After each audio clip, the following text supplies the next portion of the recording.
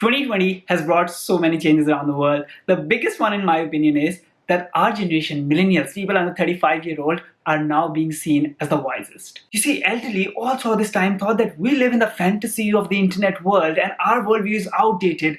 And when the time comes, we won't be able to do proper jobs or provide for our families or stand the times of crisis. But when the crisis actually hit, elderly is realizing that their view is outdated.